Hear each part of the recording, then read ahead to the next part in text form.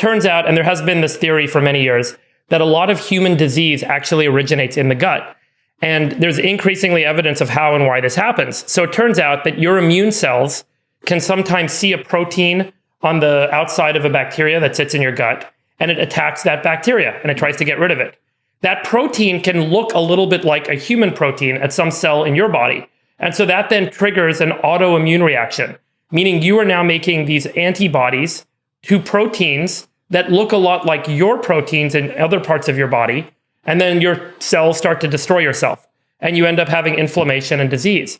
And they found evidence of this across a lot of disease states. So just the other day, published in the journal Science Translational Medicine, was a really interesting paper by a team that identified a very specific bacteria that we find in the gut that can actually trigger rheumatoid arthritis.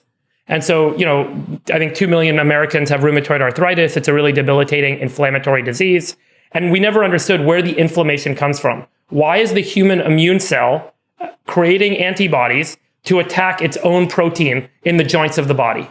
And now it looks like that the protein that we find in the joints of the body has some overlap or three-dimensional structure that looks similar to the protein we'll find on this very specific gut bacteria that they found, which creates obviously a path now for if we can stop that gut bacteria from proliferating or existing in the gut over time, that can have a reduction in the incidence rate of rheumatoid arthritis. Did they guess what the mechanism of action was?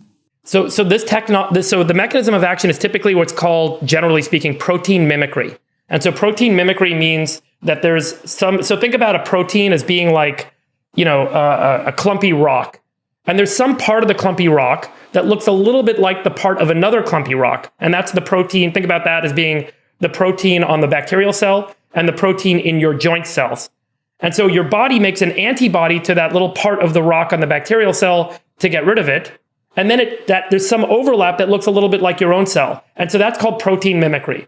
And because of the ability now to do DNA sequencing, and now with some of the AlphaFold technology, we can actually take the genome from that bacteria, predict the 3D structure of the proteins created by that bacteria, and then potentially identify that there's a mimicry or an overlap between our own protein and our cells and the protein of the bacteria, which is why we're having autoimmunity, which now our immune cells are not just attacking the bacteria. We could solve arthritis. We could solve for arthritis. And so there's a lot of disease states that are starting to look like this. So the combination of DNA sequencing and our ability to identify organisms in the gut biome, and by the way, so much of this goes back to the gut biome. We're finding all these disease states from lupus to Sjogren's to rheumatoid arthritis that have some linkage back to some bacteria that shows up in your gut.